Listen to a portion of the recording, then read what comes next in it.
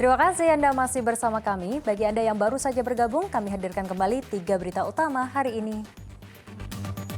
Dua kelompok geng remaja brutal yang menyerang seorang remaja dan 3 mahasiswa di kota Semarang akhirnya diringkus.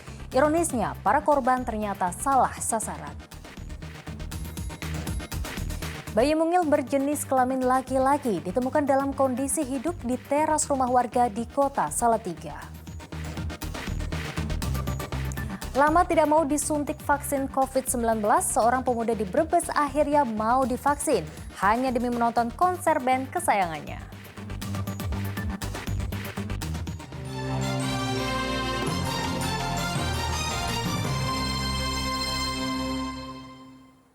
Harga tepung terigu di pasar tradisional Kota Semarang mengalami kenaikan hingga Rp40.000 per karungnya.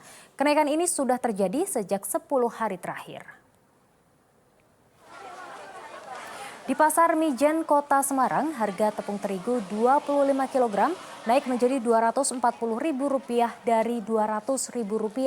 Kenaikan harga tepung terjadi secara bertahap dalam beberapa hari terakhir. Pedagang terpaksa menjual kemasan 1 kg seharga Rp30.000. Namun, imbas kenaikan harga ini, omset penjualan mereka turun. Sementara untuk harga komoditas lain seperti cabai dan bawang merah mulai turun. Kini harga cabai merah dijual Rp40.000 per kilogramnya dan harga bawang merah dijual Rp30.000 per kilogram. Terus ini. Sebelumnya berapa? Sebelum 240 berapa ini, Bu? Nah, dulunya 200, atau 210, atau 22, 23. Terus aku disembeli 235 berhubung aku bakul, ambilnya paling enggak 5 sak. Kalau beli 1 sak 240. Bu, ini berarti naiknya secara bertahap ya, Bu ya? Dari 200, 210 gitu ya? Turut-turut gitu. Ini sejak kapan, Bu, naiknya, Bu? Ya udah 10 hari nanti. Bengkel elektronik di Desa Wadarja, Kabupaten Cilacap, roboh diterjang banjir bandang. Akibatnya seluruh elektronik rusak. Banjir juga merendam ratusan hektar sawah yang sudah masuk masa panen. Banjir bandang menerjang Desa Wanarja, Kabupaten Cilacap pada Rabu sore. Sebuah bengkel elektronik sampai roboh imbas tak kuat menahan derasnya arus banjir bandang. Akibatnya puluhan elektronik dalam bengkel rusak. Ada yang tertimpa bangunan, ada pula yang terendam banjir. Akibat peristiwa ini, pemilik bengkel elektronik merugi hingga puluhan juta rupiah. Dinding belakang bangunan sama pondasi. Untuk kerugian sendiri Mas, apa saja yang yang diderita sama si Mas? Yang ini paling bangunan, dinding belakang bangunan sama unit-unit laptop yang tertimpa reruntuhan ini. Taksir berapa kira-kira Mas? Sekitar 20 sampai 30 jutaan. Banjir bandang terjadi karena tingginya intensitas hujan dalam beberapa jam sebelumnya. Dangkalnya sungai membuat air sungai meluap dan banjir pun tak terhindarkan. Ratusan hektar persawahan juga terendam. Petani pun merugi karena padi yang terendam sudah memasuki masa panen. Mardianto melaporkan dari Kabupaten Cilacap.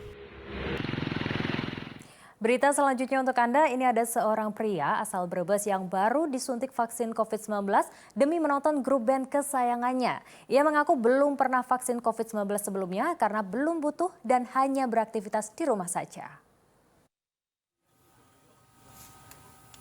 Meski sudah digencarkan sejak 2 tahun terakhir, ternyata masih ada warga yang belum divaksin COVID-19. Seperti pemuda 22 tahun asal Brebes ini. Ia baru pertama kali disuntik COVID-19 agar bisa menonton band kesayangannya. Ini vaksin keberapa tadi? Yang pertama. Kenapa kok vaksin di sini? Biar bisa masuk nonton band juga. Sebelumnya belum dapat vaksin sama sekali, kenapa? Ya belum. Karena emang gimana ya? Emang nggak ada keperluan sih. Ya emang di rumah terus. Ya, konser musik memang sudah mulai digelar, namun salah satu syaratnya para penonton sudah suntik vaksin dosis 2. Tentu tujuannya untuk menekan penyebaran virus dengan meningkatkan imunitas tubuh. Hidupnya kembali dunia hiburan membuat warga rindu menyaksikan konser musik. Lesti Armen misalnya, warga Jakarta ini rela ke Solo untuk bisa menyaksikan penampilan band asal Amerika Serikat. Sempet sih yang Jogja, cuman kemarin kan sempat mau di Ancol loh yang di Jakarta, terus cancel. Dari kapan berarti udah dapet tiket? Kita udah sekitar Sebulan lalu. Suka musik rock kenapa, Mbak? Suka musik rock juga kenapa? suka aja. seneng rock aja.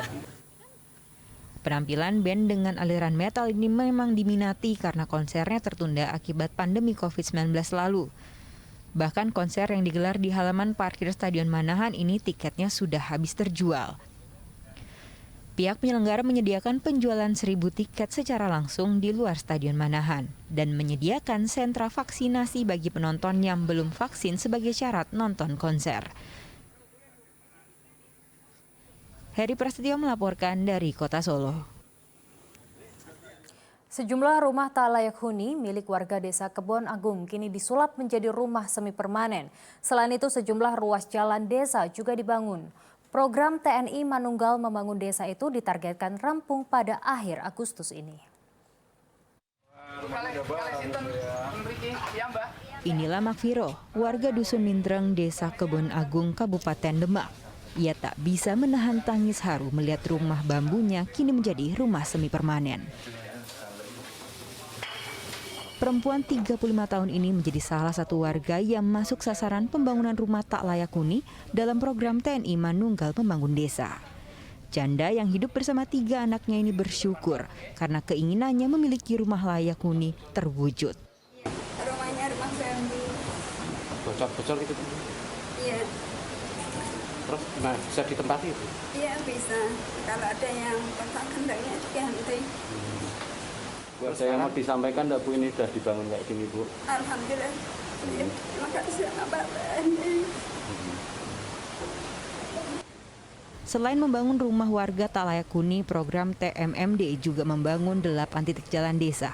Seluruh perbaikan di desa sudah berjalan 90%. Dan itu memang sasaran kita untuk membantu masyarakat yang kesulitan sesuai dengan pesan Bapak Kasat.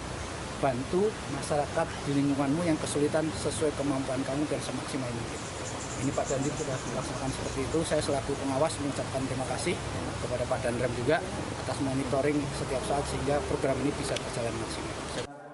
Adapun aksi donor darah dalam kegiatan kemanusiaan ini, TMMD di Desa Kebon Agung menelan anggaran 1,3 miliar rupiah. Seluruh pengerjaan dilakukan selama 32 hari dan akan selesai pada akhir Agustus ini. Taufan Yuda melaporkan dari Kabupaten Demak.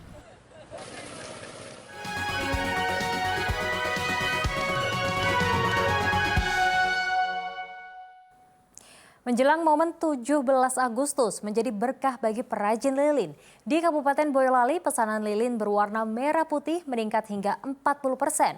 Mayoritas pembeli datang dari warga dan pedagang di pasar tradisional. Pembuatan lilin di rumah industri milik Airini Koiria di Desa Candi, Kecamatan Ampel, Kabupaten Boyolali mulai meningkat. Setiap memasuki bulan Agustus, permintaan lilin merah putih meningkat hingga 40%. Bahkan meningkatnya pesanan lilin sudah masuk sejak akhir Juli lalu. Memang pesanan lilin merah putih sudah menjadi tradisi ketika memasuki bulan Agustus. Tingginya permintaan lilin merah putih datang dari warga dan pedagang pasar tradisional di wilayah Boyolali. Lilin merah putih kerap dipakai dalam menyambut Hari Kemerdekaan Indonesia. Merah putih itu kebanyakan ya dari pasar tradisional sama masyarakat lah, masyarakat ada sekolahan, ada terus masyarakat itu yang datang langsung ke sini atau pasar di pasar tradisional gitu, pasar-pasar itu malah. Untuk harga perajin mematok Rp10.000 untuk ukuran kecil isi 8 dan Rp20.000 untuk ukuran besar. Yulianto melaporkan dari Kabupaten Boyolali.